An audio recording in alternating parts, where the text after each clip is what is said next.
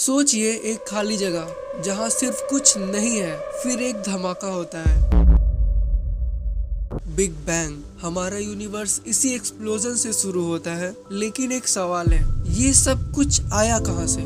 क्या ये यूनिवर्स बिना किसी वजह से बस यूं ही एग्जिस्ट कर सकता है? कलाम कॉस्मोलॉजिकल आर्गुमेंट ये कहता है कि यूनिवर्स का कोई ना कोई शुरुआत है, और अगर शुरुआत है तो किसी ने उसे शुरू भी किया होगा। जो चीज शुरू होती है उसका एक कॉज होता है।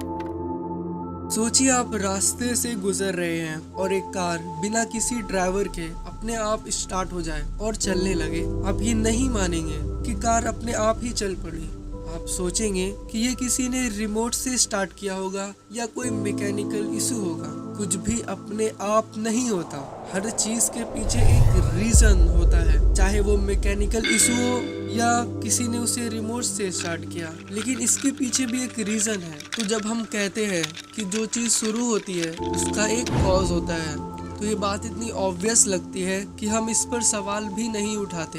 क्या आपने कभी सोचा है कि कुछ बस यूं ही बिना किसी वजह से एग्जिस्ट कर सकता है? एक घोड़ा या एक पूरा गांव या कुछ भी, वो बस यूं ही हवा में नहीं टपक सकता। तो क्या यूनिवर्स, जो कि सबसे बड़ी चीज है, बस यूं ही बिना किसी कॉज के आ गई?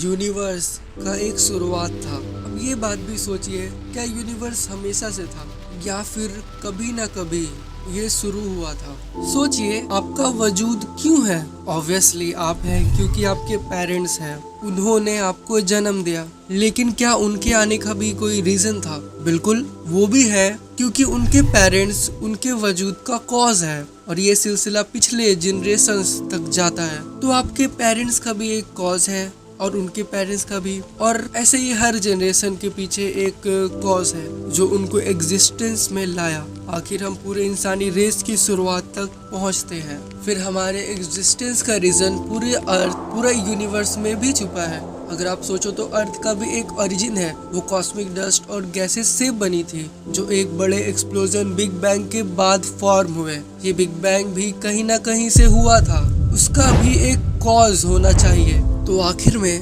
हम एक ऐसे मोमेंट तक पहुंचते हैं जहां यूनिवर्स की शुरुआत हुई थी, लेकिन हम माने कि हर चीज की एक कॉज है, तो इस यूनिवर्स की शुरुआत के पीछे भी कोई कॉज होना चाहिए, एक क्रिएटर। और इस क्रिएटर का कोई कॉज नहीं हो सकता, क्योंकि इस क्रिएटर का भी कॉज हुआ तो फिर उसका भी क्रिएटर होगा, फिर उसका भी, और ये एक इन्फिनिटी लूप है। तो वो कॉज कैसा होगा? क्योंकि यूनिवर्स की शुरुआत में कोई स्पेस, कोई टाइम या एनर्जी नहीं थी, तो उसका कॉज कुछ ऐसा होना चाहिए जो इन सब चीजों से बाहर हो, timeless, spaceless, with unimaginable power. और ये कॉज सिर्फ एक पर्सनल बीइंग ही हो सकता है, जो अपनी मर्जी से, अपनी इच्छा से क्रिएशन को इनिशिएट करे, क्योंकि बिना किसी कॉन्शियस डिसीजन के एक टाइमलेस कॉज हमेशा इफेक्ट प्रोड्यूस करेगा, कोई एक मोमेंट पर नहीं। लेकिन अगर ये कॉज एक पर्सनल क्रिएटर है, तो ये अपनी मर्जी से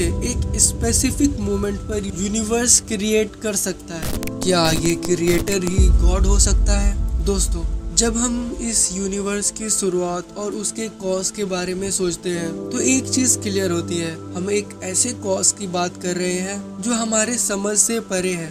ये कोई रैंडम प्रोसेस नहीं, कोई एक्सीडेंट नहीं, ये एक इंटेंशनल एक्ट है जो किसी ऐसे एंटिटी ने किया जो बियॉन्ड टाइम और स्पेस है। जब आप रात के अंधेरे में आसमान में चमकते हुए सितारे देखते हैं या समुंदर की लहरों को सुनते हैं, क्या कभी सोचा है कि ये सब किसने बनाया? क्या ये सब बस अपने आप आया? शायद इस सब के पीछे कोई हायर इंटेलिजेंस, कोई क्रिएटर है जो इस यूनिवर्स को अपनी मर्जी और पावर से एग्जिस्टेंस में ले आया। और अगर हम लॉजिकली सोचे तो ये क्रिएटर कोई फिजिकल फोर्स या मैटर नहीं हो सकता, क्योंकि वो तो यूनिवर्स का ही एक पार्ट है। इसका मतलब ये क्रिएटर टाइमलेस, स्पेसलेस और इममटेरियल होना चाहिए। ये कुछ ऐसा है जो हमारे सोच से परे है, जो समय के शुरुआत से पहले एग्जिस्ट करता है और वही सब कुछ कंट्रोल करता है। ये वो क्रिएटर है जो चाहता तो कुछ भी नहीं होता, बस अंधेरा और खामोशी होती, लेकिन उसने अपनी मर्जी से, अपनी इच्छा से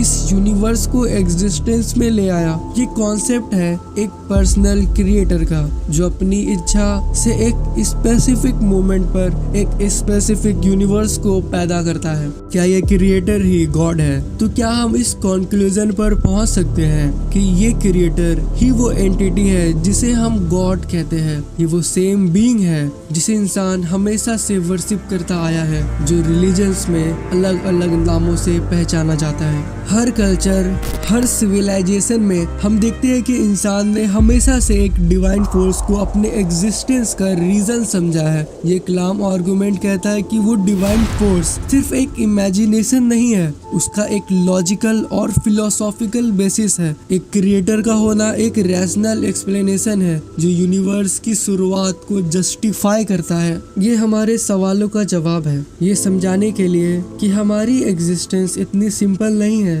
जितनी हम सोचते हैं। हमारे पास एक पर्पस है और वो पर्पस उस क्रिएटर के प्लान का हिस्सा है।